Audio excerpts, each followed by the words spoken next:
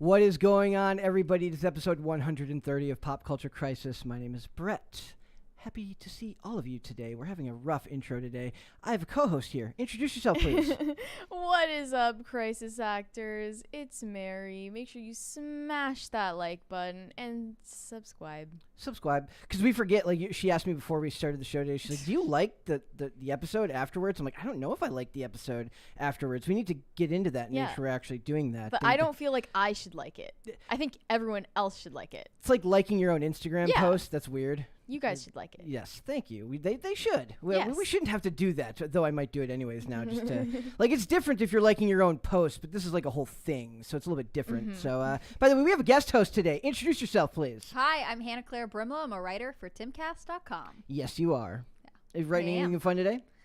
I am definitely writing and having fun today, but there's a lot of stuff in the news that feels like a lot of overlap between the writing and the fun. It feels like an Eat Your Vegetables kind of news day. Like I'm covering stuff that I know is important, but personally are not things that I rapidly follow. But it's good to stay informed, and I'm glad to have the chance to branch out a little bit, I guess. And we appreciate you coming onto the show. Yeah. This is actually, it's been one of those things the last few days, like since Friday, where it doesn't feel like the news has been I don't it feels like when we started the live show, the shows went really well as far as what we were going to talk about. Like the stuff seemed to fall into place. There's a rhyme and reason to the order of everything, figuring it all out. But it's the last few days, it's just been kind of there's stuff I want to talk about, but you have to do it in a specific order. There's stuff that I do want to cover. There's stuff I don't want to cover. There's stuff that has to be done a certain way. And we're just trying to figure it out as we go. But we got a bunch of stuff to talk about today. We're going to talk about a very interesting article that I actually got sent. This one was something somebody sent to me. Was about what the Amber Heard and Johnny Depp trial means for America, and how my summation of it is basically if you think she's guilty, you're a bully. That's what it goes. You're mean. You're a meanie head. Interesting. And then or if you think there's any shared blame whatsoever, but we'll wait. We'll get there, and then we're going to talk about Ricky Gervais and the critics proving once again that there's literally you and the average Hollywood movie critic have absolutely zero, zilch, nada, nothing in common, as if we didn't already know that. But it's always nice to see the evidence of such when you see the scores on things like this. Do you think critics think they have things in common with other people, or do you think they are well, I'll just tell them they think what they're they better than other people. Yeah, don't they feel That's like they are telling you what you should think? Yes. No, when I'm making the headlines, it takes all my might to not put the word elitist douche in the name Maybe of the should. title. Maybe that would help our views. That seems inflammatory to me, so I avoid saying that. Then we've got more info on the Cary Fukunaga allegations, which I just think proves about the absolute state of hypocrisy of Hollywood. We got that. We've got Podluck. We got a bunch of other stuff. So if you ladies are ready, we'll just get right into it. Are we ready? We are ready. Are you ready? Let's do it. All right. So this article is from MSNBC, and it says, no matter who... Thank Thanks. you. Oh. No matter who wins the Johnny Depp Amber Heard trial, America has lost. Or so they say. So it says, this is by Liz Plank, who is an MSNBC opinion columnist. And I'm going to read as much of this as I can, given my horrible On the reading title skills. alone, I would be sympathetic to that message, but the rest of this is just completely off the rails. It feels bait and switch. Yeah. It doesn't feel like I get what her overall conclusion is, but it feels like the evidence she presents doesn't really line up. What is Miss Plank's overall conclusion? So let's go through it. What does she think that we have lost? She thinks that if you believe that Amber Heard is guilty, you're perpetuating stereotypes. That's what I found is a huge part of all of these articles, whether it's about this, whether it's about Cary Fukunaga, whether it's about the stuff with Stranger Things and the sexuality of Will, for instance. They always go back to this concept of if you believe this thing that I don't personally believe, you're enforcing negative stereotypes, therefore you shouldn't either believe it. Maybe they think you can believe it, but they don't think that you should be airing it to the public because it could be harmful to other people in some nebulous, unable to prove way. So it says, after weeks of contested, contentious testimony, expert witnesses, and cross-examination, closing arguments in the defamation lawsuit over Amber Heard's Washington Post op-ed concluded on Friday. In her final statement, Heard became emotional as she described being harassed, humiliated, threatened every single day of the proceedings, which were instigated by her ex-husband, Johnny Depp. I do agree that she probably was harassed. Well, they've been throwing abuse at her for sure.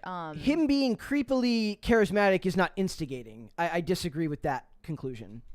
Also, I think his legal team might say you harassed, humiliated, and threatened him every single day that you were married. Yes. So it says the jury is still deliberating, but the internet's court of opinion has already made up its mind. She's lying. While the TikTok hashtag I Stand With Amber Heard has more than 8 million views, Justice for Johnny Depp has 15 billion. People love that alliteration. With a B. So as NBC News reporter Kat Tenbarge noted, the internet simply wasn't built for a trial like this. Some of the social media content slamming her has even reportedly been paid for by conservative websites. I don't know if, let's see, let's click the link. It just says, the Daily Wire spent thousands of dollars promoting anti-Amber Heard propaganda. So that's their article on that. But it says the trial is revealing a lot about Johnny Depp and Amber Heard, but it's revealing a lot more about us, meaning us, the American people. Why our supposedly progressive culture is suddenly obsessed with old school misogynistic tropes about lying harlots. How did we go from believing women to cheering their humiliation? See, the problem with that statement is that you're treating women as a monolith.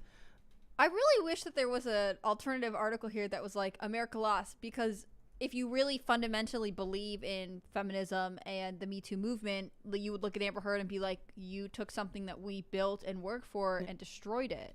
I'm not saying that's my view, but like being like, oh, we're obsessed with old school misogynistic traits because we won't believe Amber Heard.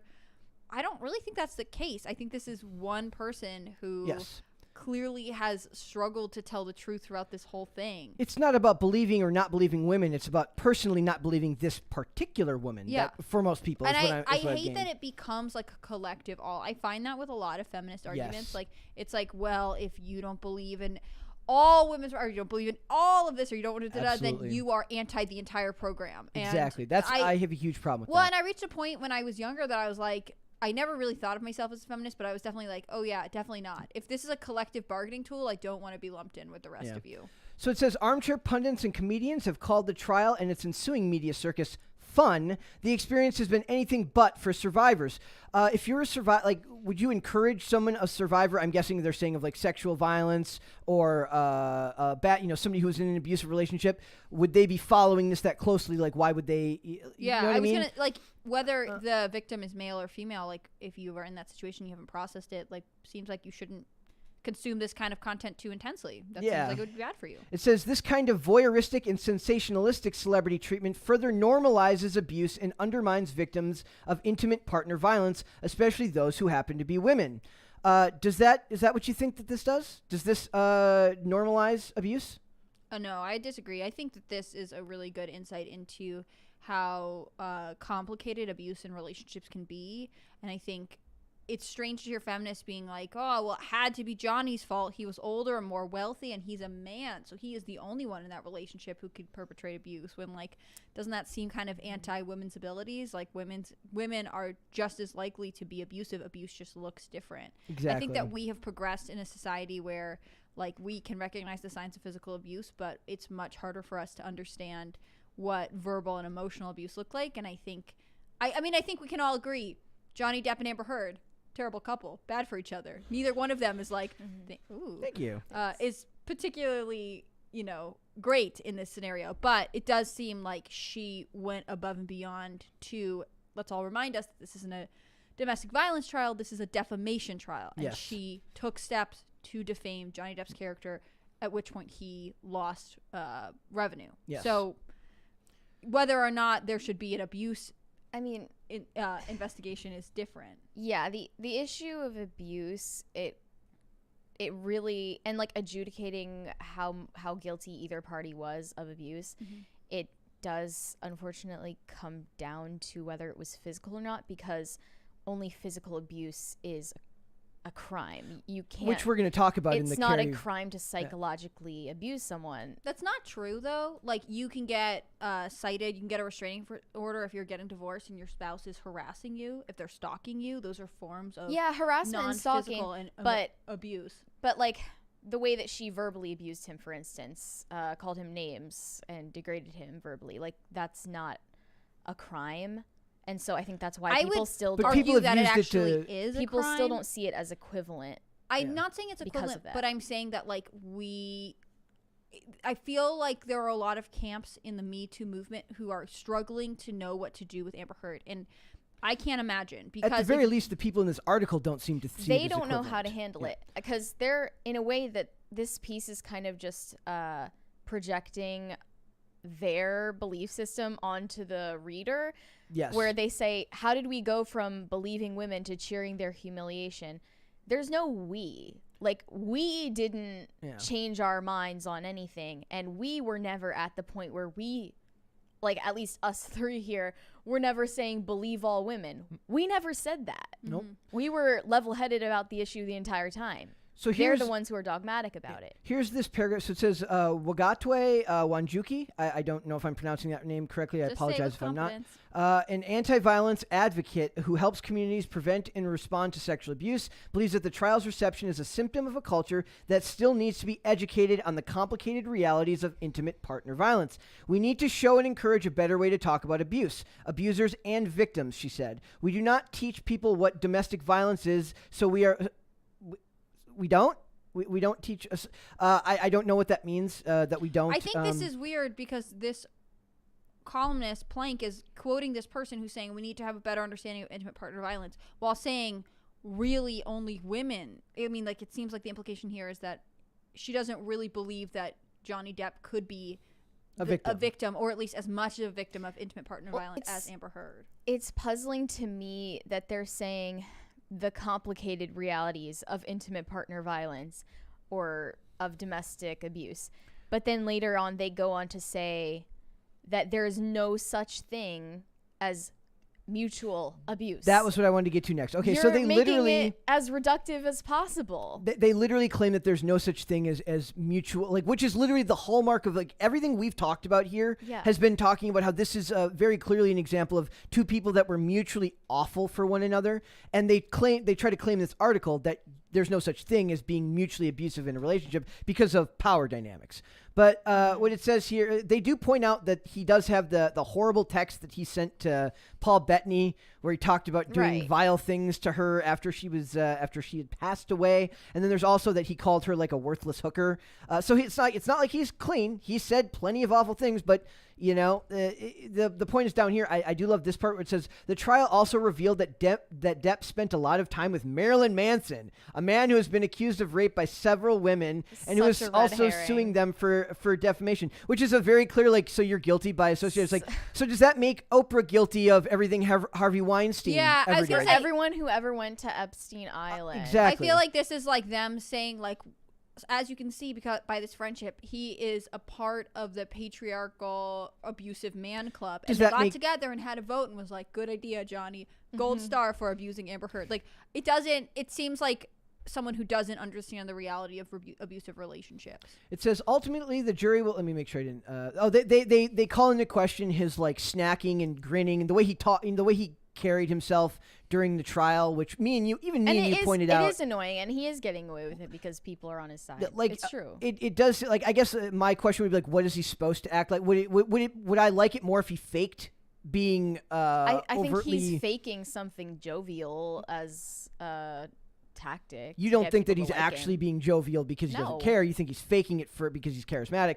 I would say, like, I don't know what I would rather, if I would rather he be jovial, if that's actually him, than faking being solemn and not believing it, like people don't believe it when Heard was crying. And it's one of those things where, like, if you were in court, you really don't know how you'd react. We don't know why he's doing the things he's doing. We don't know why she does the things she's doing.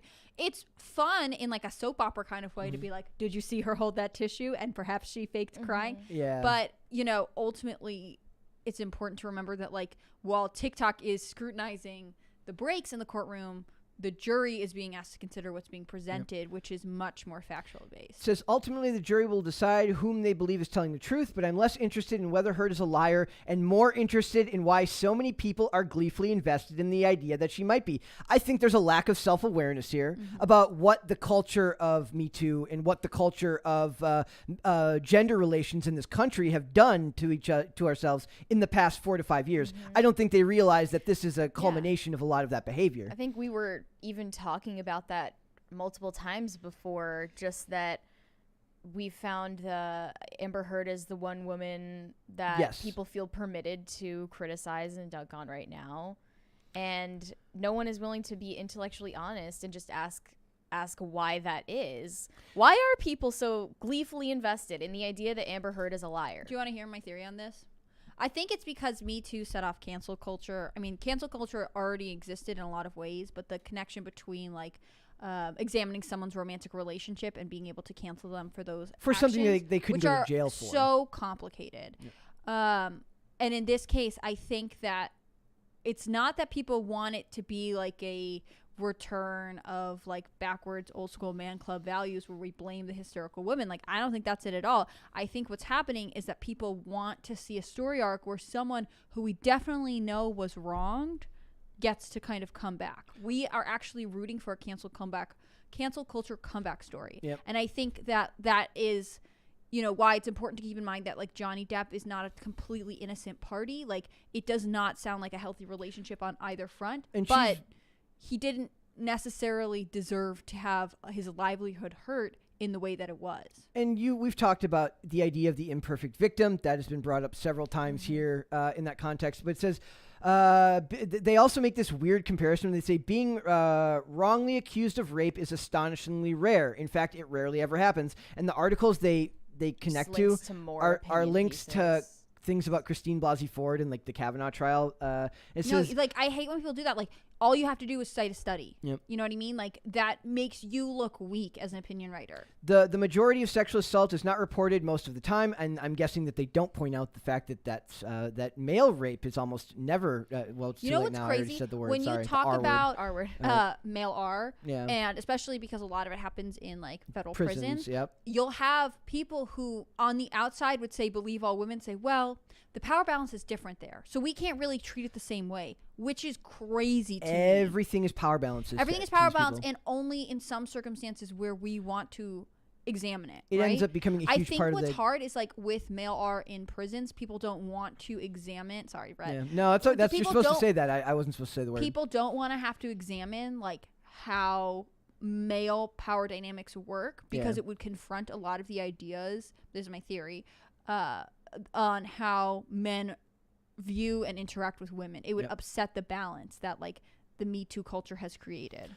So it says, to an outsider, Heard and Depp's relationship seems tumultuous, volatile, and at times even violent. But calling their dynamic mutual abuse, as it was during the trial, perpetuates the same kind of stereotypes that keeps abusers in control. They always want to call back to promoting stereotypes because it means that I can negate anything you say. And it also means we can shift the conversation from the particular, which is this trial, into the general. And they love one of the things that I struggle with when we're talking about a lot of these topics is I don't like talking about generalizations. I want to talk about specific instances. In this case, it's this case between them.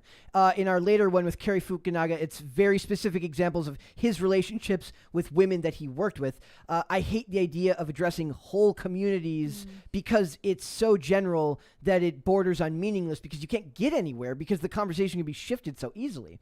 So it says... well, I also think that, like, not everything is representational of a larger picture, right? Yes. Like, this whole article is, well, based on this one trial, America has lost. Like, nothing happens to either one of us or Plank, who wrote this article, if the jury rolls any particular direction of this case. Like, none of it matters, really. It is interesting to see how legal precedent is developed, and it is curious for us to see people who are held on pedestals have to defend their actions.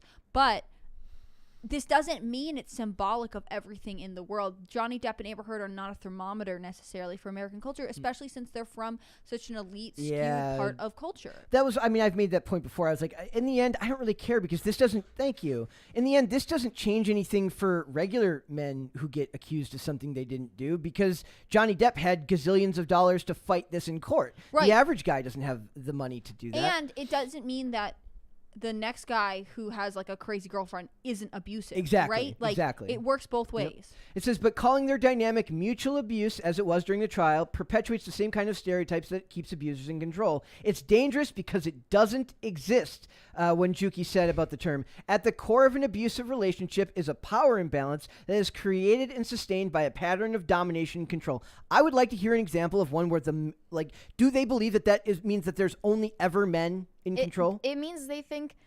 this just shows how ignorant they are of just like how relationships work. Yeah. But they're actually asserting that in domestic abuse cases there has to be a bad guy and a victim. Yep. And it's nothing that you can have no other nuance beyond that. That to me is like that's like the dumbing down of America. Like it's years of watching television and not actually understanding how the world works. Like Years people of sitting in your house, yes, getting DoorDash. who have no idea what it's like to actually interact with other people and understand that the world is far more complicated than such simple dynamics to explain our relationships between us and the opposite sex. So it's like I said, I don't think it changes anything because Johnny Depp can fight it. We cannot, or I can. Like if something like this happened to me, I'd never be able to fight this in court. I don't have $10 million to fight something like this in court, and the average dude on the street does not have that type of money to fight something like this in court. Nor does the average woman, if this is true, have the money to fight it in court. So you kind of understand where they're coming from when they make these accusations. It just doesn't make it right to do. I would argue that the average person doesn't necessarily it's not going to be common for the average person to go through a defamation lawsuit. Exactly. I would also argue that if you were to be sued for defamation, the stakes would not be this high. You wouldn't sue someone for $50 million and be countersued for $100 million. Let's remember that these two people exist in an elite part of society that has phenomenal wealth, and that, of course, brings more interest to the case.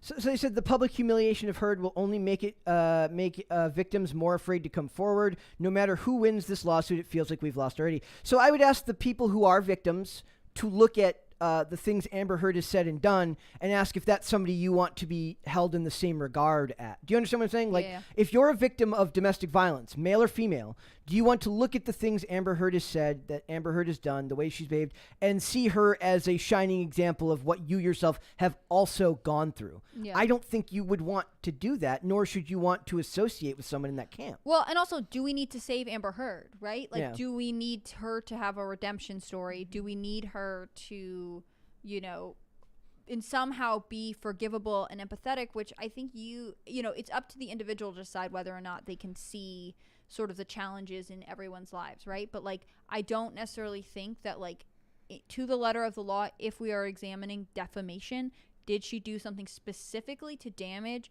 Johnny Depp's reputation that resulted in financial loss? Yes. And that's why it's hard to remember that this article is making it about abuse, and of course that does contend to it speaks to the nature of their relationship. But if you were to take it away, at the end of the day, did she agree to sign an op-ed? Thank you. Did she agree to write an op-ed about their relationship in a way that was not necessarily true and also intentionally meant to damage him? That's what's hard. This isn't actually a domestic violence trial. It's not their divorce settlement. This is something else, and we have to keep in mind that this is not representational of how we as a culture think of abuse victims. It's how we regard toxic relationships and defamation. Yeah, basically what the person who's writing the article is saying is that Amber is being held up as an example for other victims of abuse, saying if you speak out, then you're gonna get tarnished in the public eye. You're gonna get and I'm so tired of people who are advocates for Me Too, which if that's your prerogative, go for it. But I'm tired of them using this. Well, you're accusing me of being a hysterical woman. You're not taking me seriously because of stereotypes. I'm tired of this narrative. Maybe you should take some time and reflect on the people that you are defending. Is this the person that you want to tie your movement to? Because based on evidence alone and the way other people who have been close to her and who've been advocates for this movement have reacted, no, pick someone else. We don't need to save Amber Heard. She did what she did. It's time to move on. And I think that they will both end up coming back. I do believe that she will end up. Really? I believe that. I don't know think he will she'll come have back. a comeback. I think she will work smaller stuff. I think she'll end up back on TV. She'll work smaller She's on TV TV. or independent productions. I don't know if she'll be a movie star, but I do think he will have a comeback. They talk about this here. They talk about the industry is very forgiving, almost to a fault sometimes, because it's a business-oriented industry. Spacey. That's it. Or Robert Downey. They mentioned Robert Downey Jr. had his problem. You know, he won his Oscar right as the time all this stuff was happening. Like the industry, if they can make money off you, they will use you. Her name is going to hold a lot of value, at least for the first thing she does after that trial is going to be like, holy crap. Also, let's be realistic. I'm 95% convinced that she has Elon Musk's baby, and that tells me that he's funding her lifestyle. Perfect. So She'll be does fine. she even really need to work? No, Probably not. Probably not. Super chats. There were super chats. Yes, there were. Let's see. Hava Owens said, "What up, guys and gals? Time for another hit show." Yes, it Aw. is. How's it going, Hava? Thank you for being the first super chatter. We appreciate that. Haley Leg sent $5 with a little gif of like a pair lifting weights, Keep it up. which is cute. I can't tell if it's a comment on our physique. Yeah, maybe. Nate said, "I think the reason this country is so obsessed with the Depp Heard thing is that people want to see real justice, and we haven't seen that in a while. Real justice is refreshing." Maybe just the fact that it's in a courtroom and not happening just on social media is enough to like get people excited about it. That they're like, look, they're not just smearing each other on Twitter; they're smearing each other in a courtroom. Well, and it's not their agent and PR person said this to the studio that works with this person, and then like it's something that is much easier to follow and is sort of a neutral ground. It's out of Hollywood. It's in Virginia. That's it's very weird being like right over here. Is that because of the Washington Post being Their based headquarters, their in- servers where it was posted from are in Virginia. Got There's it. also some benefits I've heard to like the defamation law here. Yeah. And there's one more, I believe. Neil Sawyer said, "How has no one called this whole fiasco the turd heard around the world?" I mean, I've heard it called a lot of things, but that's a first. That is a clever. very good. Somebody should put that on a shirt. All right. So we are gonna move on, and we are gonna talk about Rotten Tomatoes and Ricky Gervais, his special, and the growing divide that seems to never close between critics and what people actually seem to want to talk about. So it says Rotten Tomatoes critics trash Ricky Gervais' Netflix special as audiences rave about it. If you need more evidence that we are in a vicious culture war, look no further than the latest Rotten Tomatoes score for Ricky Gervais' latest stand-up comedy special, Supernature. The real battleground. Yes, Rotten Tomato scores. From the all of 2 minutes I viewed of this special, it wasn't exactly like laugh out loud funny though. That's what I'm saying. Okay, I it was watched it. fine. Like it wasn't that interesting. I watched it. It's very tame. Like the funny he thing hits is, punches he knows are gonna hit. Like that's it. and he like the stuff they're complaining about to get this type of like media attention over something so like it's like 2 minutes of the I think it's because people were hyped up for him to have a special that was like super Do we inflammatory, really and then think it that was didn't gonna happen. I feel like he's always People who were like extremely disconnected from reality. he thought that was he, gonna he spent just as much. He made more jokes Is about. he controversial? Because I feel like he's not. I mean, certain people think he's controversial. Oh, so he's not. I don't. I but- don't know if he's just like media approved controversial. Yes, He's exactly. like vanilla ice cream with some sprinkles Exactly. for surprise. so like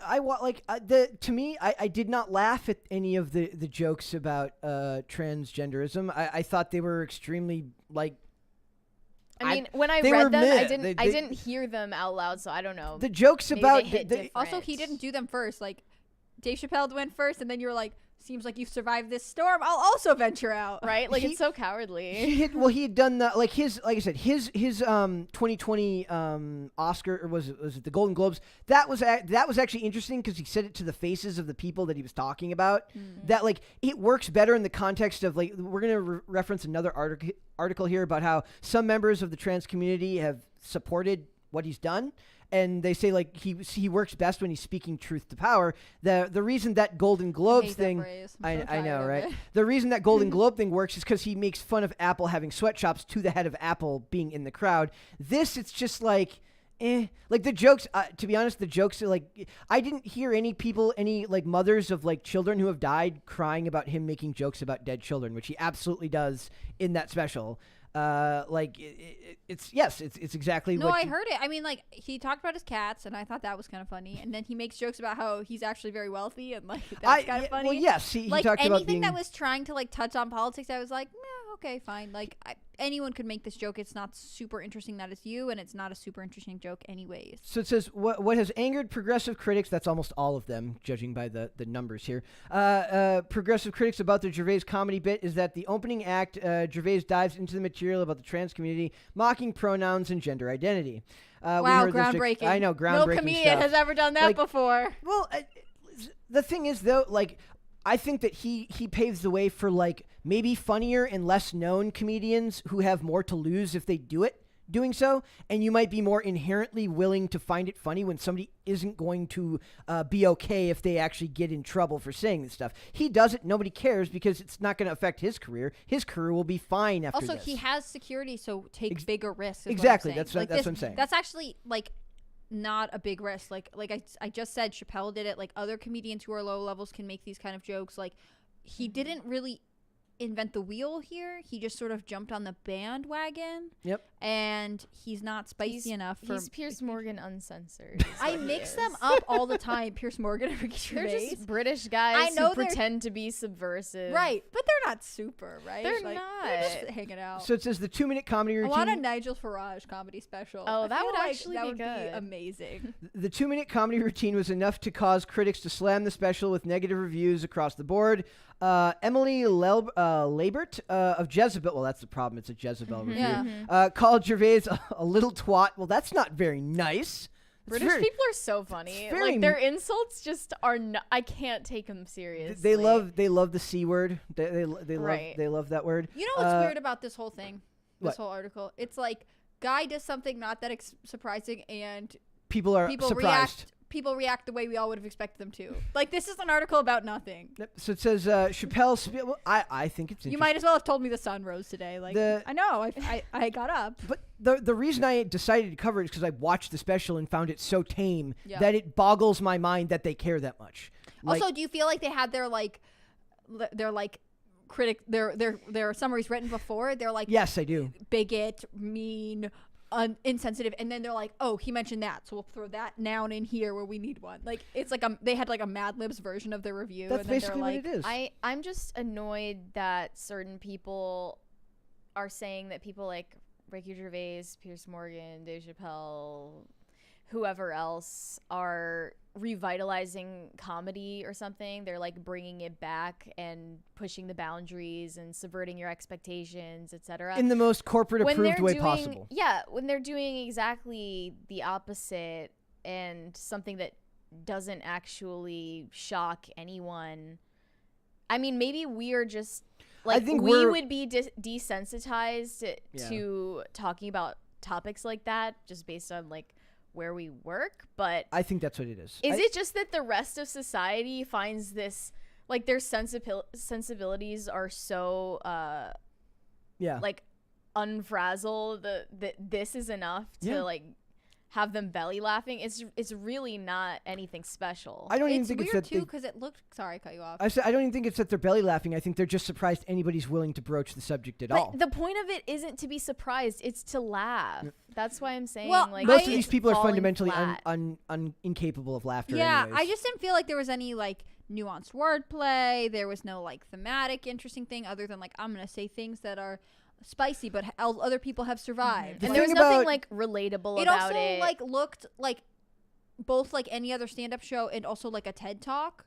So like the black background. yeah, and you his think? black T-shirt, he's moving around and He's like got the microphone. I was like, I don't know what's happening. Synergy. Yeah, synergy. Might as Go well back to synergy. he might as well have been presenting the new iPhone while also like making fun of pronouns. At least that would have Yeah. been interesting. Like Yeah. I don't know.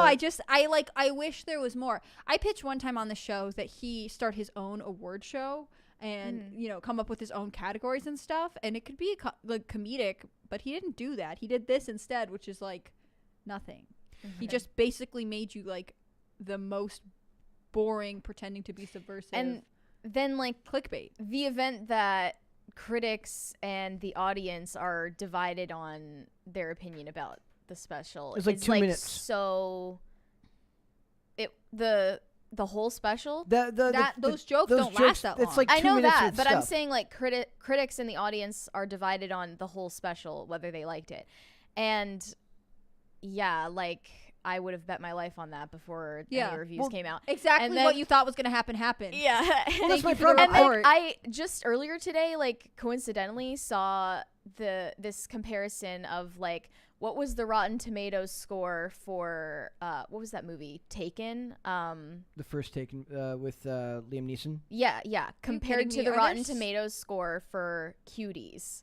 Yeah. And then the audience scores. Yeah. Yep. It completely lopsided. Yep. We know this. Was Rotten Tomatoes ever like reliable? I felt No. like it was for a minute. No. No. No? Not in recent years. But so it says But 14%. when it first started, was it like ever like people were like, okay, fair?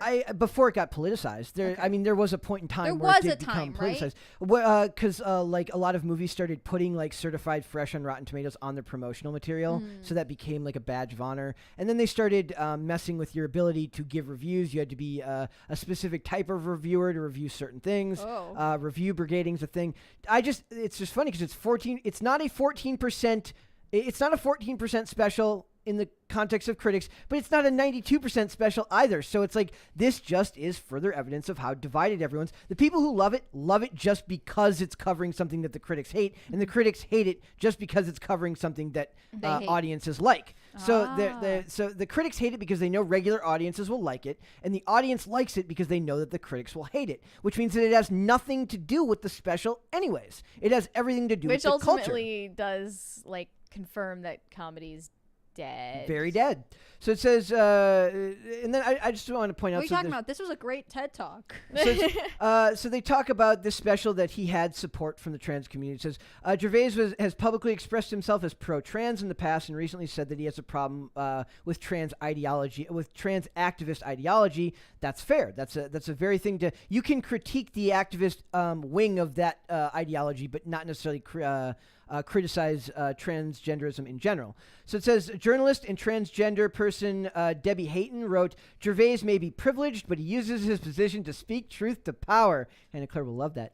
Trans activist ideology has run unchecked for too long, and it's time to call it to account. Gervais thanked Hayton for this and replied with a heart emoji. He gave her all of a heart emoji. Gervais was called a comedic legend by another Twitter user, described themselves as a trans guy. He got a thumbs up from Gervais, so he's doing what he has to do to like show any support he's getting from members of that community, and rightfully so, he's going to have to do so. Blair White also threw her weight behind it, says Gervais has been supportive of me, a trans woman, for years. He is not transphobic. He's bullshit phobic. That is clever. I should hashtag that. While these people and others have expressed their support for Gervais, many more have discussed how damaging they found the jokes within Supernature. They're so bland. What is damaging about them? I'm actually asking that question. What is damaging about them? I don't know. What We don't have I don't an think answer we're for the you audience because we are sane. does people. anybody Let us does call anybody Rotten watching Tomatoes. right now know how it's actually damaging them? Anyone in the Let us live know. chat got an idea? Like they always give a generic term of harm, right? Like, but what does that actually mean in actual context? Well, you hurt my feelings. It othered me. That was the word I learned today. Othered? Yes, a transgender athlete saying that they shouldn't compete with biologically female athletes, or like being like, well, you can compete, but we're not going to record your time because you have an unfair advantage, is othering to trans people. What I found is like so much of like, we're going to talk about, there's a very specific example in the Cary Fukunaga story where there's this like, there's this language that gets used where it doesn't feel like they're real people. It feels like they're reading from a weird script because they're not using language that people use when they're talking in the real world. Yeah, I feel like it's like they're like, I'm going to use enough search terms so when somebody quotes me, I'll appear higher on Google. Yes. All right. Let's we got a super chat from Hava Owen there, I believe. Let's see. I agree. Those jokes are kind of hack. Most stand-up is dead. You can see the setup and punchline a mile away. Yeah. It's been a long time since I've watched any, actually. When we were at when we went to when Ryan Long performed here, right? And he did his special, great. like he did his stand up. He like you could first of all, he's like, if I was to think of somebody who's actually like doing good for comedy right now, Ryan Long is doing fantastic, is taking And great Danny. strides. I feel like And Danny's Danny, yeah. So they're both doing great work. But he's telling these jokes, and you can tell he's actually hitting strike points at people, because you could hear like the tone of the room laugh but kind of pull back, and he's like, we're almost through the gay jokes, we're gonna get into these jokes. Like he's very clearly kidding, but he's making you feel it as he does the special, and he held everyone to account. He joked about everyone in these specials. And I wonder in some ways too if it's like the fact that these are big corporate specials on Netflix, like when you are going to like a stand-up comedy club, like the comedian may have a set, but they are like reacting to the audience. They are like learning to feel the room. Like some jokes that may hit one night don't hit the next, right? Yep. Whereas like this is filmed, it's perfectly lit, it's a beautiful TED Talk that Netflix produces, and it's like, well, I'm not gonna have you have the live audience there, but like your audience is actually people who will see it months and months later. Also, so he's just guessing at what's probably going to hit right. Also, you don't it's the way it's framed is you can't see the audience at all. You can only see him. So I don't know how much of that laughter could have been piped in. But for all we know. Like, and that wasn't always true with comedy specials. Yeah. That's what I'm saying. Like normally, he could have performed to an empty room and been like, "Oh, sorry guys, it was COVID. Like we had to be safe." Normally in a comedy special, they actually make a point to focus on audience members when something particularly funny gets said. And I do think it's interesting that for something like this, I don't know where you go from here with comedy specials, because I don't know if I really find most humor is dead effectively to me. Like very little. He made one joke about like that the only one that I thought was particularly shocking, and it's funny that it's not getting more play, is he made a joke about like masturbating to a picture of baby Hitler. Yep. That was he like did? Yeah. That was like, to me that is part. way more grotesque and effed up and bizarre than any of the other stuff he said, but nobody's talking about that. They already had their ammunition about the trans jokes loaded before it was out, so that's why people are that's talking what I mean. about I feel that. like it was like a critic Mad Libs where they're like, I bet there's gonna be trans jokes, so we're gonna write it out and then we're just gonna pop some specific quotes in. They only got like 2 minutes, 5 minutes, 10 minutes they probably into didn't this watch the hour-long rest of the special, thing. and they're like, oh, good, I'll just go have a Saturday now. Like it just it's almost laziness. There's no nuance in the take. Like if this is your honestly held opinion, like I guess that makes sense that you'd put this out, but like for the most part it just seems like you wanted to say the thing that you thought everyone else would refer back to first. Yeah. I do want to point out that it does provide an interesting way of looking at Rotten Tomatoes. Like you can discount, like if you see something that's search for things that they don't like and be like, I'm going to see that. No. The opposite. What you should be doing is looking for things where there's agreement.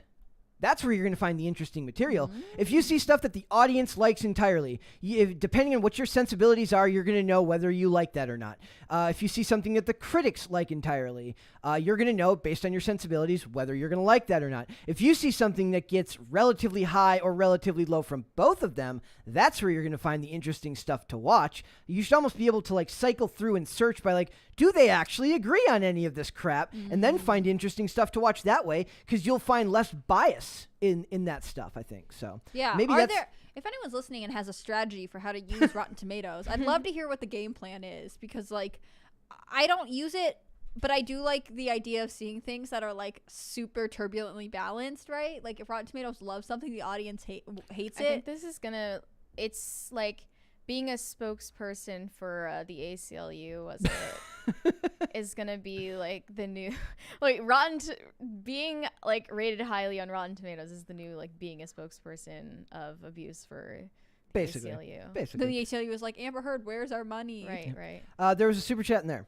Yes, Waffles Sensei says it's damaging to them. He's answering your question because gender dysphoria is psychological torture on the mind, and when you make jokes like Ricky does, you make them see reality. That's probably harsh, but the thing is, like Ricky Gervais making jokes about trans people, him making them or not making them doesn't cure anyone of any psychological issues they're having, right? Like if you're in psychological distress, it's actually not relevant if every comedian in the world makes this joke. Like that's something internal you are struggling with, and like don't consume content that you think will make whatever your issues are worse. They make jokes about all sorts of things like mass tragedies and mental illness, and well, just like we said, if you're an abuse survivor, like maybe don't watch the Amber Heard and Johnny Depp trial. Like maybe that's not good for you, and that's fine. You don't have to consume everything. No concept of like viewer discretion advised. Yeah, or like self-regulating. That's a thing. Being like, I can't consume this, so I will stop. Therefore, everybody else should not be able to consume it as well. So, all right, we're going to move on. We're going to talk about Cary Fukunaga, and this topic is fascinating. This article is very long. So it says, several long articles. When I submitted a long article today, Brett said no. I didn't know what to. This means war. This means she sent me an why article. I'm a guest and not a host. She sent me an one article. Day this will be my podcast. She sent me an article about what was it? It was about The Rock, and it was about strongman sad boys. Yes, which is a real phenomenon. It became so progressively academic that I just almost threw up. I love it. I love progressively academic is the best. It made me want to vomit. So I was like, no, we're not doing that. We could have done it. Maybe we should have done it. Whatever. In response, I won't be here on Friday. So I know what. So there. All right. All right. So it says he needs to be stopped. Sources say Cary Fukunaga abused his power to pursue young women on set.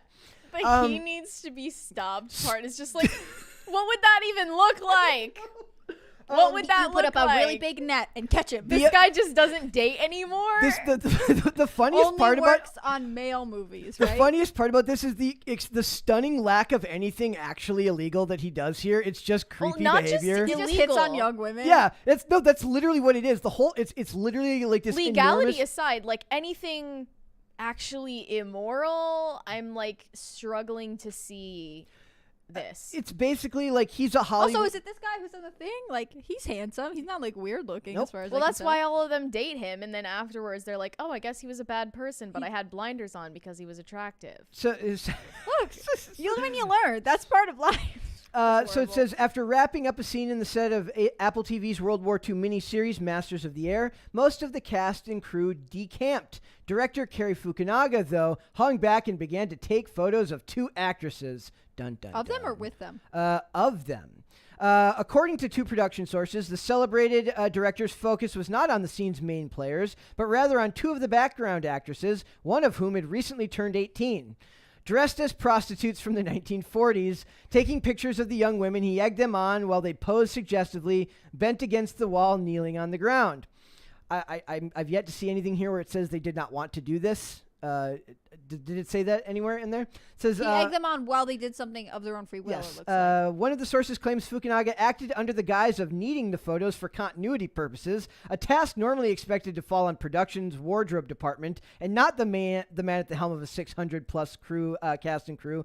The two production sources who watched the 10-minute interaction unfold, Fukunaga crossed a professional line, using his positions in ways that felt uncomfortable to those looking on. If you felt like a teenage girl was getting actively predated upon in front of your very eyes and you didn't step in, if you think it's that serious, then why didn't you do something? No, they don't think it's that serious. They think it's that serious enough to tell somebody after the fact. They don't care enough to actually... Upon reflection, we have decided that was not good. It was the first red flag of the source's claims to Rolling Stone that they observed during Fukunaga's time directing a handful of episodes of the miniseries, which is being executive produced by Tom Hanks and Steven Spielberg. Well, then maybe we should cancel Tom Hanks and Steven Spielberg then. That was my first gut check, the source recalls. It was way past the line. There's no sort of argument that it's okay in any way. It's an absolute, clear-cut abuse of power. Did he use the photos for something untoward? Did they catch him in the bathroom later jerking off to photos of women? Did the girls have the opportunity to say, I don't want to do this? That's what's not coming. It sounds like they were like, yeah, cool, I'll pose. I'm in costume. If anything, you can say they did want to do it, and they wanted to do it for the wrong reasons and for reasons that they were led to believe by authority figures in their life. That's just probably true. In a statement, and yeah, it's gross. Yeah. But the point is that they're making. Well, also let's look at this language. Way past. That's way and past the line. And what is the line? And seemingly, no one can agree what it is. That's what I said.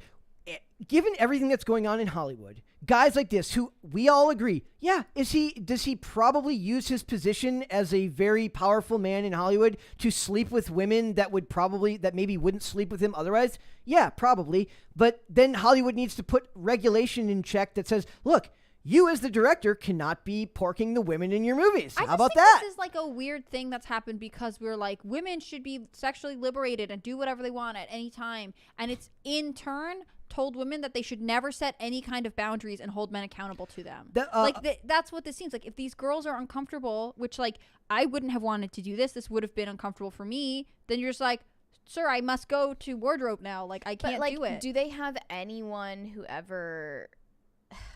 This is the thing. Like, I feel like I continue trying to have a nuanced opinion on these things, and then it's just thrown back in your face if you try to do that. But it's like, I'm sure that kids in entertainment have never had anyone advocating for their interests, telling them that they should advocate for their own interests.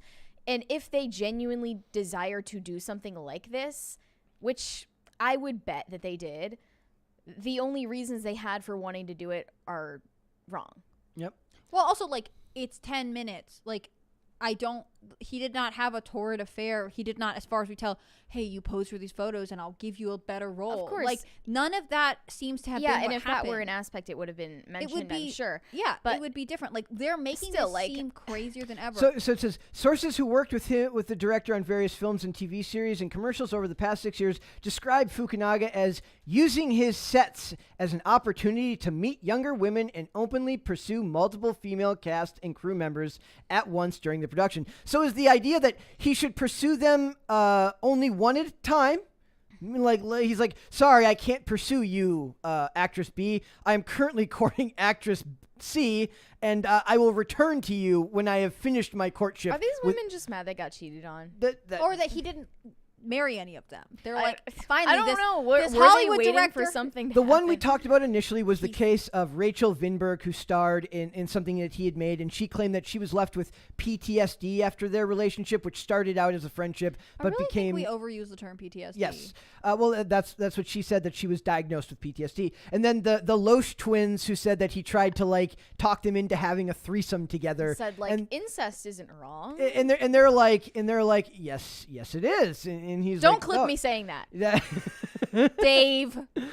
Those who did end up having a romantic relationship or even a friendship with Fukunaga claim that they ultimately walked away feeling confused, gaslighted, or manipulated, according to Fukunaga's response through his attorney. Mr. Fukunaga has befriended men and women young and old on set. It reminds me of... Kevin Spacey? Yeah, kind of. But it says, actress Rachel Vinberg claimed earlier this month in a lengthy Instagram post, we've talked about this before, that she was diagnosed with PTSD from her friendship that turned into a sexual relationship with Fukunaga, whom she met in 2016 on a Samsung commercial on the set the day after she turned 18. I spent years being scared of him, Vinberg wrote on Instagram. Mans is a groomer and has been doing this stuff for years. Beware, women. When I thought about him, I just wanted to vomit, one young woman wrote, who dated Fukunaga for a few months after meeting him on the set of his production, tells Rolling Stone. I remember feeling so good to be away from him, like this heavy weight was lifted off my shoulders. I could breathe again. He made me feel so claustrophobic and suffocating. I just really thought I was really crazy because he treated me like I was trash towards the end, says a second young woman who tells Rolling Stone she began seeing Fukunaga after they met on his sets. I just became a really small, passive, quiet person, and I'm not usually that. All of this adds up to like he's a crappy boyfriend who's probably... Yeah, he sounds like a messed up guy. Also, how old is he? He's 44. He's 44. Like, if you're 18 and dating a 44-year-old, like, I love a good age gap relationship, but let's be realistic here. Men who are still single at 44, like, and who only want to date extremely young women, like, have some stuff to work out. Yep. And I don't mean that to be cruel, but like, the reality is, like, you have to be careful about who you get involved with. Not everyone is going to treat you well. So you can't be like, oh my gosh, he's a monster. Like, he But probably also, always was, and you just... think about who you're saying this to. Like, does any teenager with parents who love them end up in a situation like this? Yeah, I think so. I think people have all kinds of reasons. If their parents know about it, I mean, but I if don't you're, think if you're so. 18 and you don't live with your parents and they're far away, like, I don't but think they're that's supposed realistic. they're supposed to instill values in you and like your self-worth.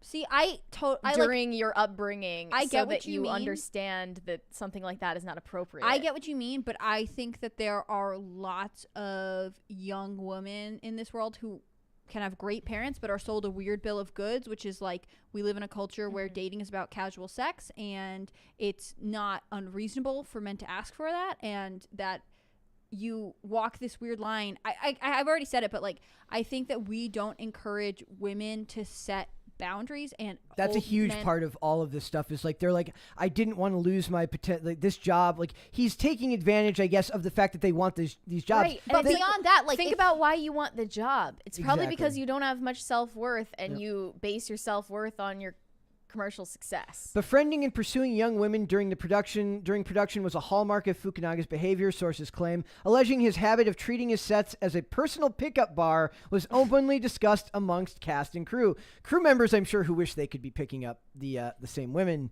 I am very sure. 4 women who Rolling Stone spoke with, now this is what I mainly want to talk about, spoke with the claim that they were in their 20s when Fukunaga pursued them romantically on the set of various productions dating back to 2016. So he would have been pushing 40 at that time while they were in their 20s. Do we have to consider the concept of like personal responsibility here for your own actions? Yes. Without being disrespectful to any parties involved, Look, do they I- just have to take responsibility for their own dating choices? I don't. We were talking about this earlier, and I can't repeat everything I said. But short answer, no, because clearly they're not capable of that. These women, at least particularly, don't seem to have been able to No.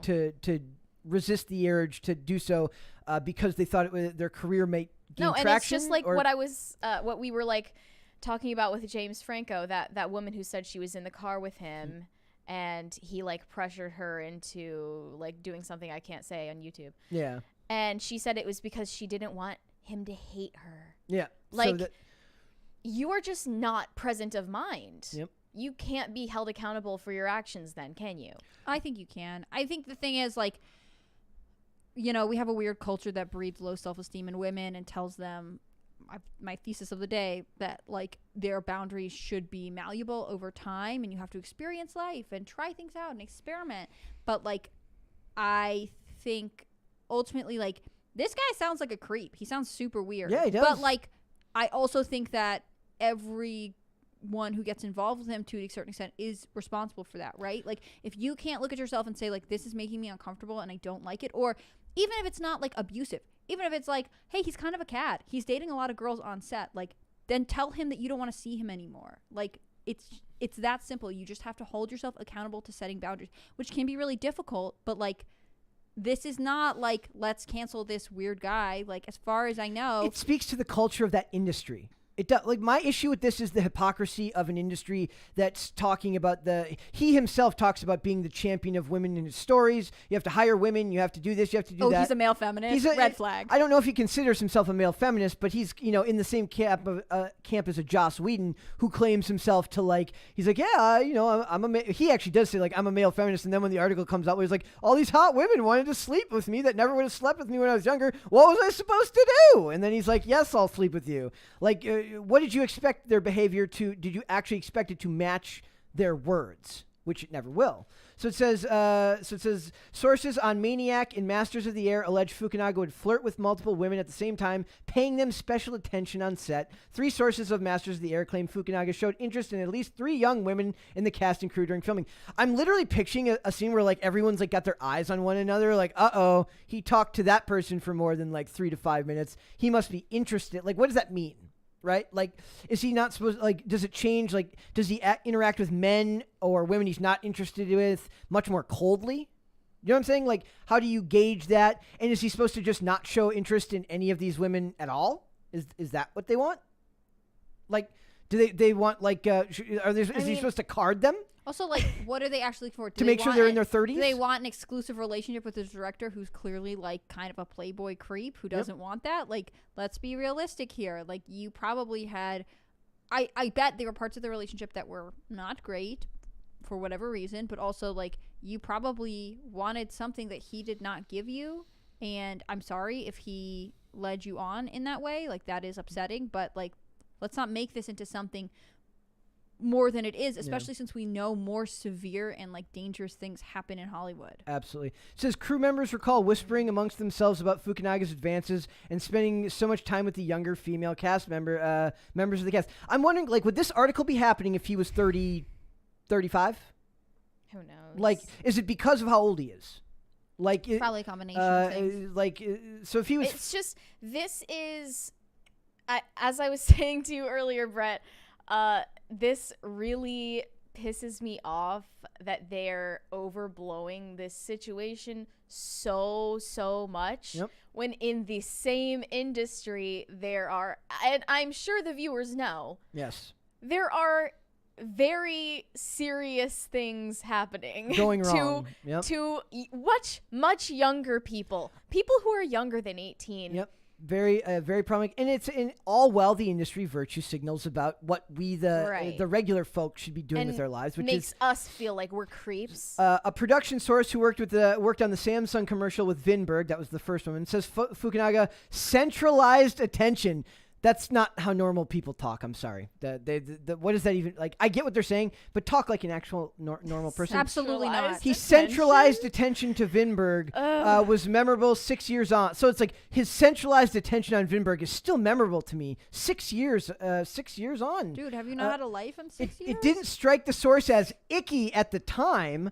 They say that it did stick with them, claiming that they noticed Fukunaga's intensity while interacting with Vinberg. He was interested in her. Should he have been interested in her? Probably not. Why didn't you do something about it? If they are forgetting this, like a film set is not a normal workplace. Nope. It says, but people turned a blind eye towards the situation. The source explained, if it doesn't involve them, everyone kinds of turns the other cheek. Other people would be like, oh, Except come on. for later when we can all be mad about it. Oh, come on, people. The guy's a good-looking young director that has a penchant for younger girls. Big deal. A lot of us didn't really think of it as a big deal. It was just like, you're creepy, my guy. You don't need to be doing this. But for some reason, that's what he did. It's because nothing he was doing was illegal, just creepy. You're just benefiting in it now to make articles about the dude rather than actually dealing with it at the time. Because what would you have actually dealt with? What would they have dealt with? What would they have done? Told him not to? That's why I'm saying, like, the he needs to be stopped line is just like, stop? What are you gonna stop? Production romances are hardly taboo in Hollywood, spending 12 plus hours a day with colleagues for a shoot that could stretch for months. It's no surprise that multiple flings arise from the near constant time cast and crew spend together. And that's okay as long as they tell you it's okay, apparently, unless Rolling Stone tells you it's not okay. But sources allege Fukunaga's behavior crosses the line of having a casual romance during production. There we go back to the idea I love of a good casual romance. That never has any problems in professional settings. No, nothing ever goes wrong. It says it wasn't just that Fukunaga was everyone's boss, but his status within the industry could help launch someone's career, or at the very least ensure a gig on his next project. The woman who casually dated Fukunaga claims that he had floated the idea of helping make her a famous actress and suggested putting her in his other projects. So it's like the most classic Hollywood director creepy behavior. And they don't see it coming from like 10 miles away. It's different. Danny really likes me. Apparently so. He doesn't. Sorry, you're all just being ridiculous. It says it is evidence that he used his influence in the film industry. Thank you. To pursue many young women. They keep using the phrase young rather than saying age appropriate women that he could legally date. He could legally date anyone who's over 18. Yes, but that's what I'm saying. They're not saying that he's like literally working with these people in a professional work environment because they're both adults. They're saying that he was because that's the language itself is a smear, even if it's for them probably accurate. If he is creepy, the language itself is saying he didn't do anything legally wrong, so we're going to frame it as he did something morally wrong. So that we can attack him. Maybe he did, which right? he did. But I'm saying, but the point is that nobody's holding anybody else accountable. He was supposed to do what?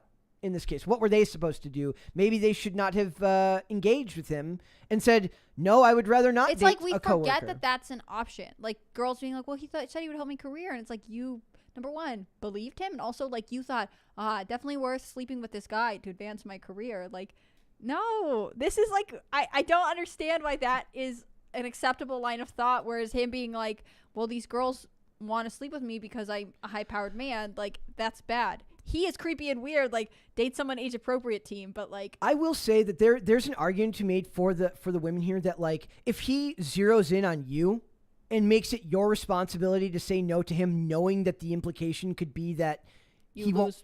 That's yes, I agree with that. But do I believe that was the case every time and that they didn't interact with him flirtatiously?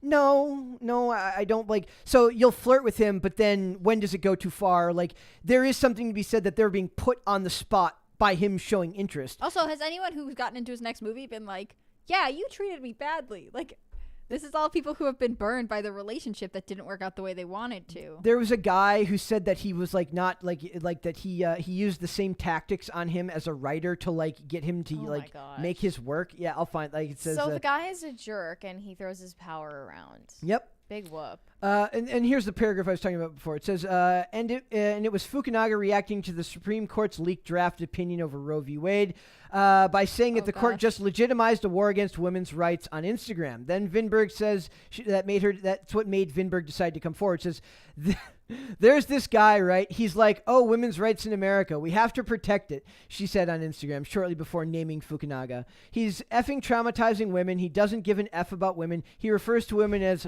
horse. I won't say that word. Horses? Horses. Yes. I've heard that. It pisses me off. He goes out there and like, I care about women. Go F yourself. You don't give an F about women. So it's like we always say, Hollywood hypocrisy from the people that are going to lecture you while they're in an environment that is literally about as conducive to like deviant and irredeemable behavior as possible. Just the fact that they don't impart any type of rules like, hey, director guy, you cannot get caught. You cannot be in a relationship with any of these actresses for the sake of your career and our studio and this multi-gazillion-dollar production we're putting together where every bit of bad press could sink it. Maybe you should keep it in your pants and let the women go date someone that's not being directed by you, right? Is that so hard to do? But the industry wants to both lecture you but not make any changes inward. That is the problem I have with it. Well, that's the whole reason they're doing it. Yeah. It's just guilt. And here's the writer, Nick Cuse, who came out in support of Vinberg and the Loesch twins. He's the first public admonishment that came from someone that he had worked with Fukunaga closely for a number of years. Cuse, who had worked as a consultant on No Time to Die and was a co-producer for Maniac, wrote on Instagram that he was the worst human being I've ever met. And this is... saying that the way he was worse with non-celebrities, that he once saw him dump his cut fingernails into another person's car. I don't... Awesome. I don't know if I actually believe that. But that like it's very specific, though. It's like the most Hollywood thing ever, like that a director would do. He was just like carrying him around. He's like, someone else's car. He has a little Ziploc bag. He's like waiting all day. Like he's like, it's all nice cars in the parking lot there, so he has to go to like a local Walmart. He's like, it's like a Toyota Prius. He's like, ha! I believe it. To the plebs go my fingernails. Like, Goodbye. I believe it. He didn't groom me to F me, but he did use a lot of the same tactics to get me to write his scripts for him, he wrote on Instagram, which he would put his name on one time after spending 3 weeks on a script for him. He told me to open the cover page and type his name under written by. I had to literally type the stolen credit with my own fingers. No, you didn't. Just don't do it. Just say no. Say no. He did not respond for it. It's like all of this, like, as charitable as I want to be to everyone involved, comes down to a lack of personal responsibility and further proof that, like, I don't know how, if Hollywood's the one that should be lecturing men and women on their ability to work together or what their roles are on society because they can't seem to figure it out for themselves. Do you see this as something where it's like, does this change ever? Do we ever actually see this change from Hollywood? You think is it possible? Are they ever going to look inwards? Yeah, is it possible? At themselves? No. No. All they want to do is just project all of their dysfunction on us. onto the rest of society and ignore their own. Like, that's the whole reason they're doing it. Yep. And then like it's classic. Just like with the Depp article earlier that mentioned working with Marilyn Manson. Marilyn Manson's like back in the news now because he's having his charges dropped against him. His are actual assault charges because they waited too long to come forward. It's like the whole thing is just exhausting, and it's just like I don't know what. It's like every day there is a new headline about this star gets allegations of this, which maybe wouldn't bother me if they didn't lecture us. Right? Yeah. Like I don't know. There was one more super chat there. There was? I believe Let's so. see. Yes. Waffle Sensei said they make these articles because they want to reinforce that if you regret sex you had to advance your career, that means you were taken advantage of. Which is inherently contradictory to the idea of personal responsibility and even sexual liberation. The idea that you, through sexual liberation, don't have to just have sex because you love someone, but could use it as a way to advance your career.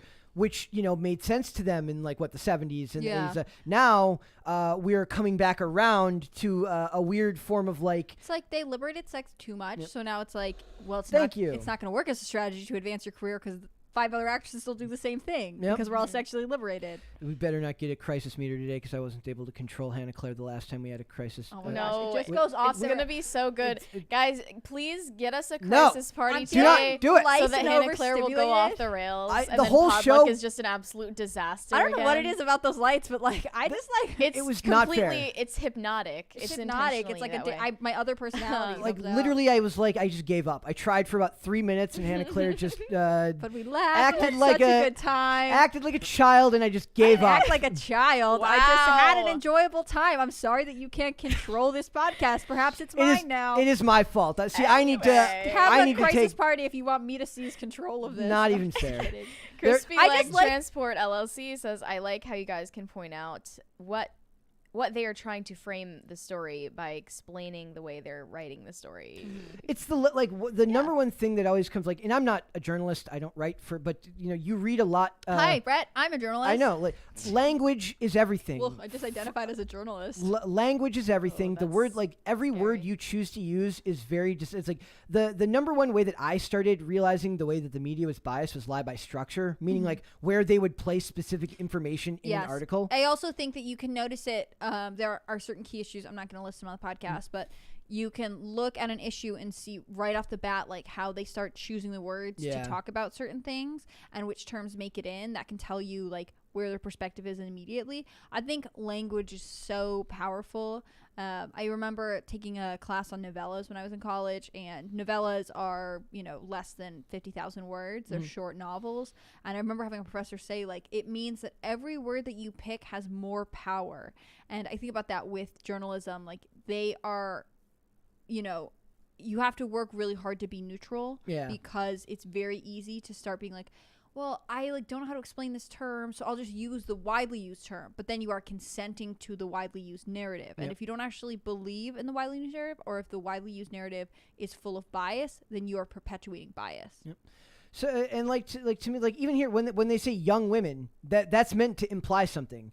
He did not do anything legally wrong, but it's meant to frame it as what he's doing was creepy. So if they're women, which I think is worth noting, yes, right? No, if they're women in their 20s, young women in their early, if they're 22 and he's 44, there are Hollywood couples that are married with that age difference that would get a glowing article from Rolling Stone about their fantastic marriage. How do you overcome the age gap? The age gap. But because it's framed in the context of this article, it's negative. Well, and I'll say, with age gap relationships, people, there can be successful couples that are, 7, 10, 15 years apart. But when you are dating, I think especially as, a young woman, you have to go into it more carefully, right?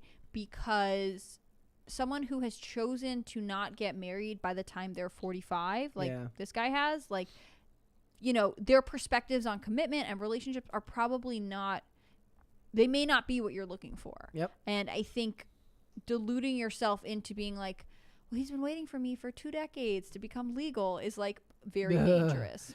Seeing Vinberg and the Loesch sisters come forward, Greer says she hopes their stories will be recognized by the wider Hollywood industry and result in change, not just on Fukunaga's part, but for anyone in a position of power. Shouldn't they be looking for change on the ground level and making these changes by enforcing policies within their industry? Yeah, just write it into his contract. You can't date any female on our Thank you. set.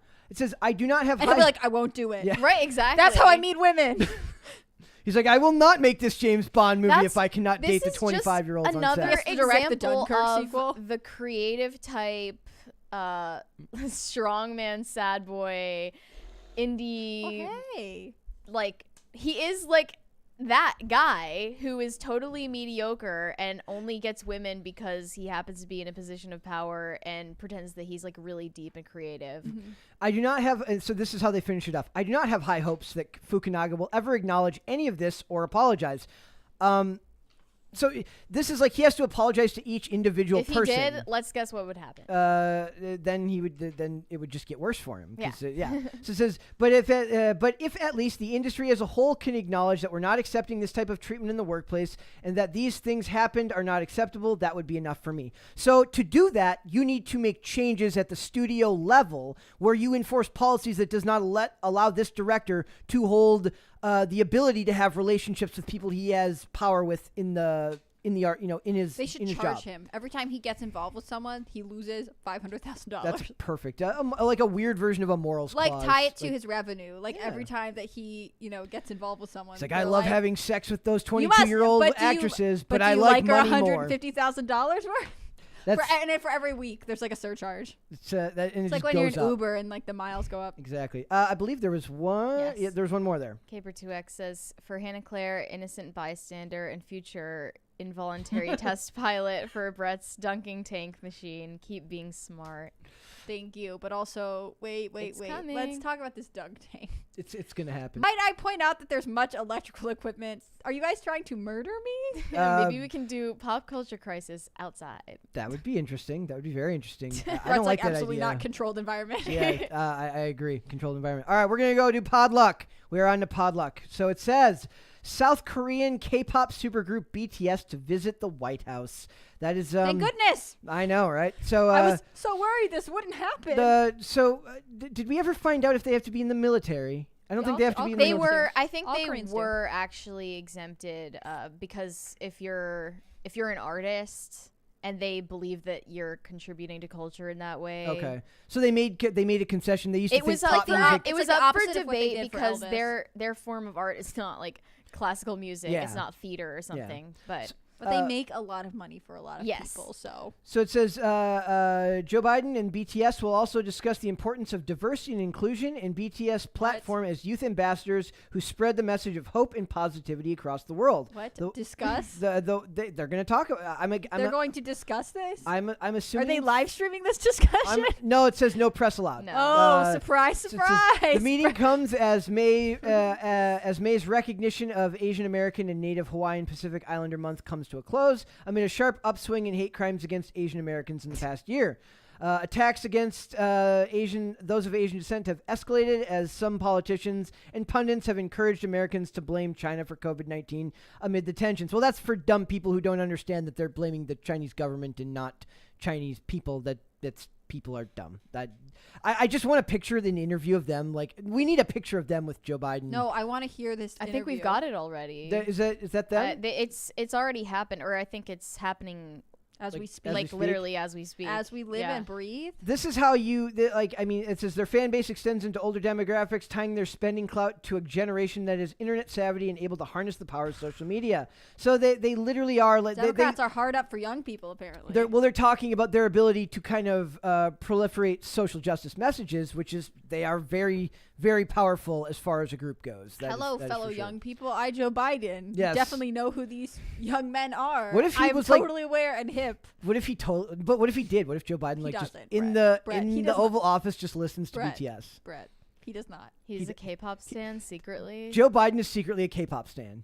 No. I'm buying it. I'm gonna say the I'm- narrative Brett now. still, I mean, Joe Biden still thinks it's like 1994. Like, there's no way K-pop has made it into his universe yet. I mean, it has now. Whether he I'm- understands what's going on or He's not. gonna think they're like the formal delegates from Korea. I just like don't. Sorry, Joe Biden. I'm giving you a hard time today, but man. I was confused by it because like how can you have that productive of a discussion through translators? Is that like I don't know how that Through works. translators- I've looked for videos of them speaking English. No, they don't. they're always using translators. Yeah. So it's Joe Biden discussing to them. What is that translator going to say? They're going to have the hardest time. We're going to have a Joe Biden translator talk to the Korean translator to talk to no. Yeah. I'm sorry. Like, you totally understand why they're keeping the press out of this, right? Thank you. because it would be cringy. would But be. that's also why I wish they that were, but streaming like it. for national.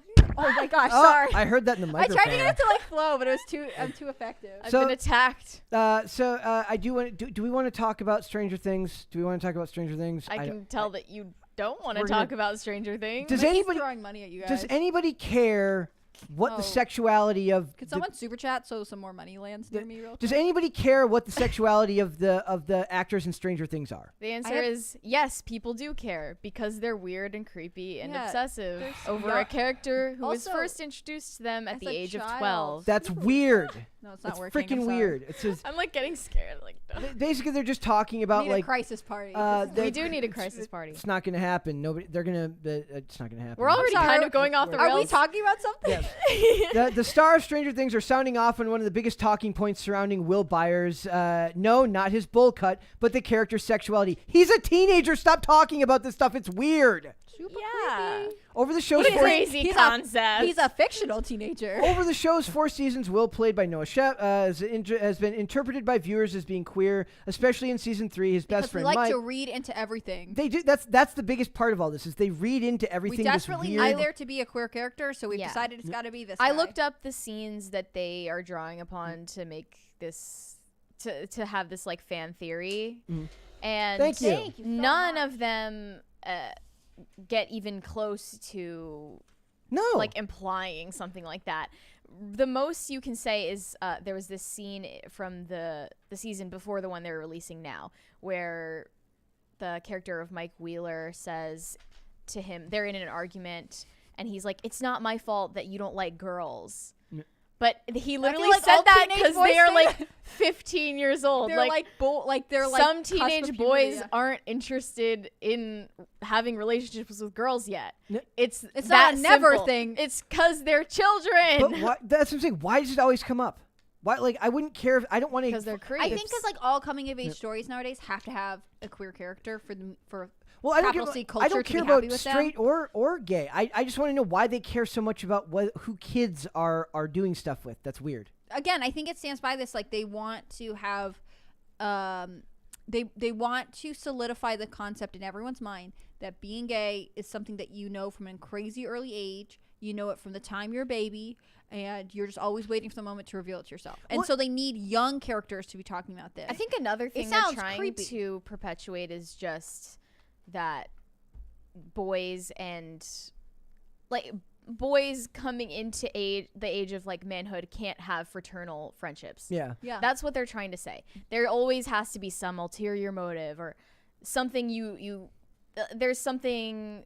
There was like men can't be close. There was a really funny like TikTok like the other day where it's like guys who make like lewd jokes. Guys can't make lewd jokes to each other for fear of being told that they're hitting on one another. They're hitting on one another. And then he's like, "But you girls like make out when you're drunk." Like I think it's this thing, and again, I guess this is my theory today, but like it's like the concept of boundaries, like the idea that like intimacy between men, like as friends, always is actually secretly sexual or secretly romantic. Like that's just not true. Like there are boundaries to our affections for people, right? Like just because they are buddies or hang out, like we don't need to read more into this, right? And people were mad that they want like the people want like a specific answer, and the idea from the people from Stranger Things is like you don't have to label everything. It says, "Can I just say it's 2022 and we don't have to label things?" I think what's really nice about Will's character is that he's just a human being going through his own personal demons and issues. So many kids out there don't know, and that's okay. That's okay to not know, and it's okay not to label things. And everyone else is like, nope, you have to label things. Everybody wants to label everything. But it's because they want a victory. They want this show that was such a big deal culturally to have a like identified labeled character. But they already actually did that with a different character who was introduced in like either season 2 or 3, who was like, she's a girl, and they had her like come out as like something. I forget. Well, they talk not about an OG, not an original, not a big enough win. Yeah, they talk about that about when they made Loki bisexual in the show Loki. They're like, what? It's a big deal. Did that matter to anything at all? Plot-wise? No, it didn't. It says I'm not even really sure which one Loki is. He's just like one Tom Hiddleston's character. So it says that basically the director of the show basically says like she's glad that they did it because it says taking from Twitter after the episode premiered, Heron explained that from the moment I joined Loki, it was very important to me and my goal to acknowledge Loki was bisexual. It is part of who he is and who I am too, she wrote. I know that is a small step, but but I'm happy and my heart is so full that is now canon. So because that's who she is, she needs it to be canon about another character. CheatSheet.com is telling me that Loki is indeed gender fluid. So like, wow. So it was important to her because she is that identity group, that character. Like, I get the concept. I still think the idea of representation is just a really weird way for celebrities to feel like really, really full of themselves. Like, of course I represent this group and this group because I'm such a great person and I'm such a bastion of truth and goodness for this large swath of people. Also, which just feeds into their narcissism. I have an understanding that no one else can. Like, I have a unique connection to this. Yes. Stop. But the point I'm making is, like, in that first article, they're talking about how they wish they had made it more clear what he was. In this article about Tom Hiddleston's character, Russell T. Davies, who's back to running to Doctor Who, said that he complained that they weren't overt enough in their talking about his bisexuality and that they didn't go far enough. So it's like this weird thing. Like, no one happy. Nothing is ever good enough to anyone, so why try? Why try? Don't. That's the thing. Stop trying. Just tell good stories. Like, as far as I'm concerned, we should put in more time. There should be no relationship stories in movies for the next 10 years until people learn how to actually act. It's calling for a complete shutdown. No, I don't want in movies of until any we can figure out what the hell is going on. Exactly. Straight, gay, anything. Just eliminate it until they actually learn how to tell good stories again. Then we can go back to it. But they don't know how to tell good stories. To be that's fair, a problem. I feel like Stranger Things is trying to do that. Yes. Granted, like. But they're making it about it. Season 4 is not over yet. I think they are going to be releasing episodes until the beginning of or like the end of June. So like they could twist it in one of these episodes, but I think they're trying at least to not force labels on things and force conclusions where there need not be. Credit where credit is due. It's the weirdos in the media, and it's the weirdos the on shippers. It's the shippers. It's the shippers. Where did you all come from? I thought that you were ashamed of yourself. Like, Tumblr. go back to DeviantArt. It's even worse. Okay. Do you want to talk about signs of a pop culture recession? Well, it's not a pop culture recession, but it's. Okay, we're going through a recession now, if you weren't aware, guys. Signs that pop culture can show you that we're going through a recession. Okay. So, I think that this is the worst recession since 2008, right? Yes. And I thought this article was interesting in looking at how pop culture can predict and also just signal that a recession is happening and the anxiety about that and just the general collective feeling that we've got. One of those signs being goths. Yes. I don't know. When you guys leave the house, are you guys seeing goth people around more often? Yeah. I feel like I am, but maybe I'm just like convincing myself of that after reading this. So you think that goths are like a warning sign that we're about to enter a recession again? Well, they said goths are this is a clever like addition to it. They said goths are a harbinger of a recession, whether it's the 2008,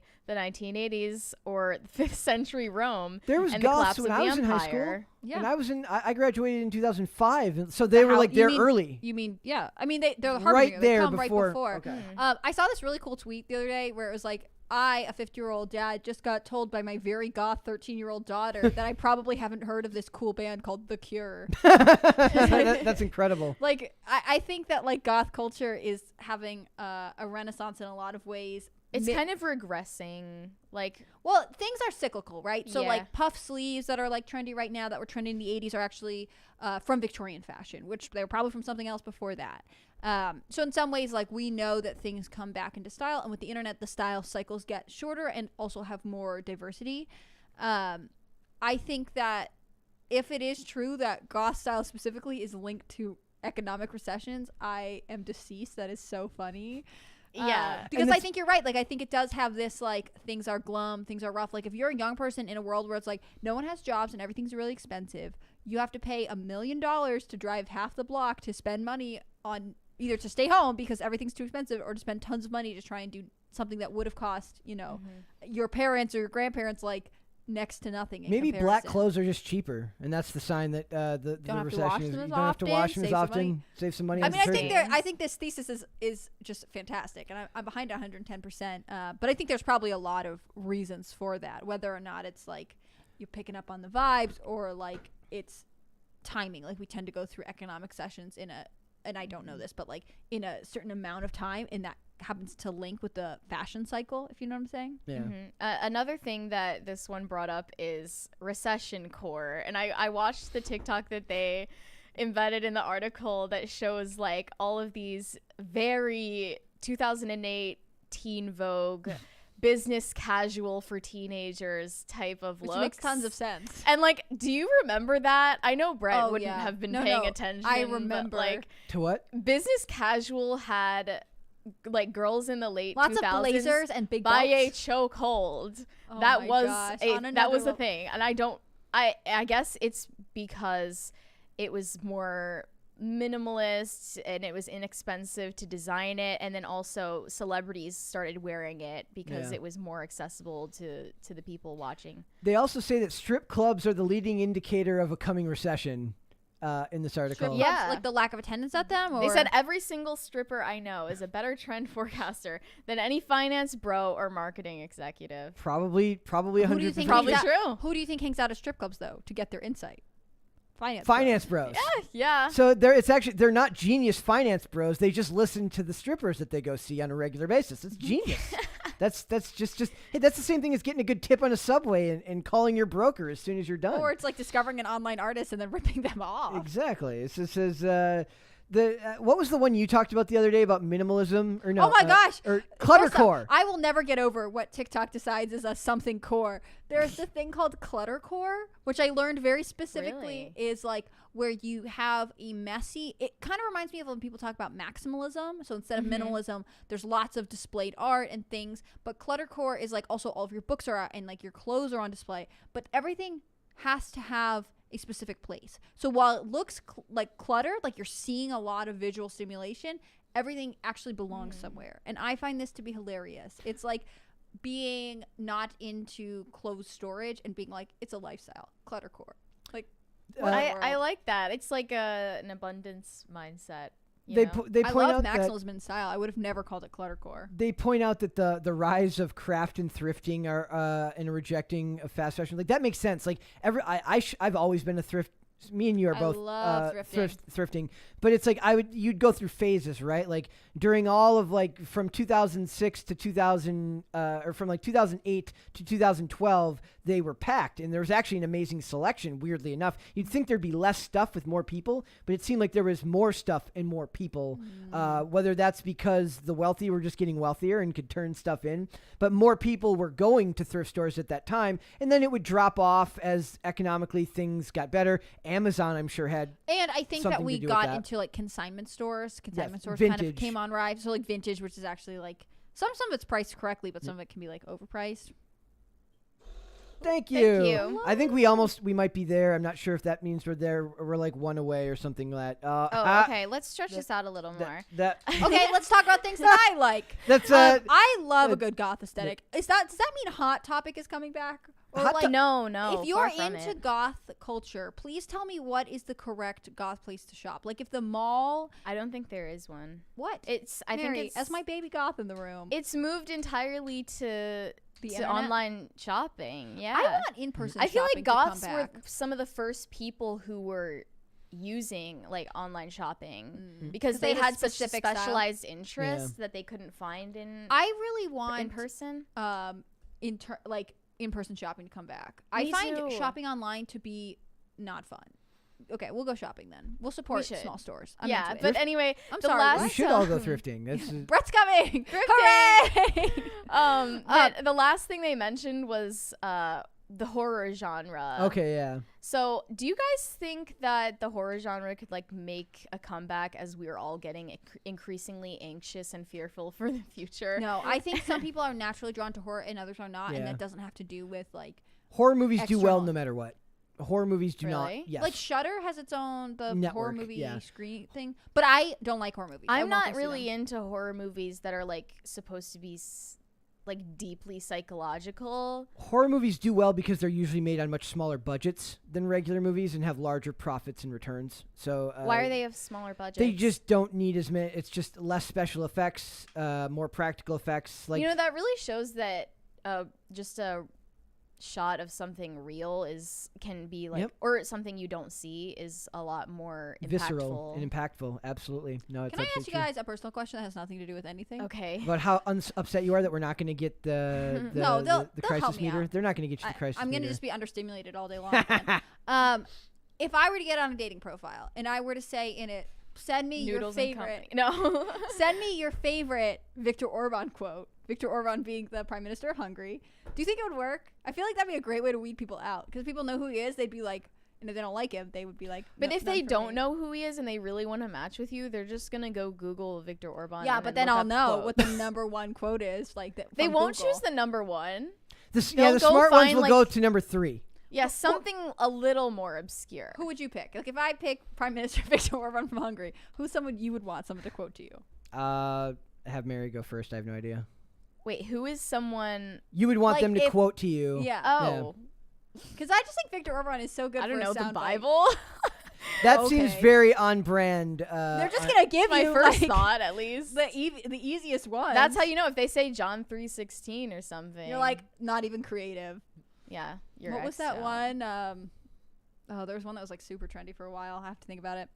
I don't know who I would have. I don't think I would Like, have them. There's no one who like you just think whenever they talk, it's hilarious. That's how I feel about Viktor Orban. Like Who is someone? Chet Hanks. Yeah, Oh. Chet Give me your Hanks. favorite Chet Hanks quotes if you Yes. really want to prove that you're right for me. yeah, that's how you Yes. know. But if someone is like, I hate Czech Hanks, you're like, then don't even click. Perfect. Then that's Then just we weeding can't them get out. along. I feel like this is like Oh. okay. Does No. anyone, if anyone in that chat wants to weigh in on this, like who is someone you would quote, I would really appreciate it. Let's go. It's gonna go any minute now. It takes a minute. Oh gosh, this is not fair. Okay, Murph I'm gonna tries keep- DIY says Viktor party Orban- on. Viktor Orban says like just things. I mean, if you don't like nationalism, he's not for you. But like, he just makes me laugh all the time. I love how off the rails today. Like, I think that Podluck is just gonna end up becoming the most off the rails segment ever. I feel like I'm gonna like Oh, shit. secretly steal Super- Podluck to be my Super my- chats. Oh, sorry. Sorry. I'm sorry. Is it not just me talking? It's not just you talking. I thought Podluck was where I just say whatever. we just cut to Hannah Claire and leave it for the rest of It's the just a episode. stream me of and Mary, consciousness. me and Mary just go They could get just lunch. go, yeah. If you guys are getting lunch, you have to get me something. K for 2X said for Mary's baking fund, this administration is trying too hard to be relevant Wait, with the BTS hold on. thing. I don't know if you guys know. I have a really important research. Okay, but my foundation that baking I've fund started. is feeding people. Mine is enlightening people. I You'll mean- get the hard hitting Do we want questions. food or enlightenment? Food every single time. I think this Yeah. is crazy. Crispy Like Transport LLC says they pick an all Korean boy band and they're going to talk about diversity. When I was Crisis Party. No, and there's gonna be sound effects soon too, guys. Is Yes. this what a K-pop No, concert is no, like? it's not even fair. Okay, keep going. When I Why was do you say stationed No. there. Look at us go. It's not When fair. I was stationed there in 95 and 96, Yep. they How do you weren't guys talk too- through this? We're not apparently. sorry. Wait, go. But only if we play Viktor Orban quotes over this. That's the only thing I want. What from? Oh, I love it here. There, all the extra money. In fact, you know what, guys?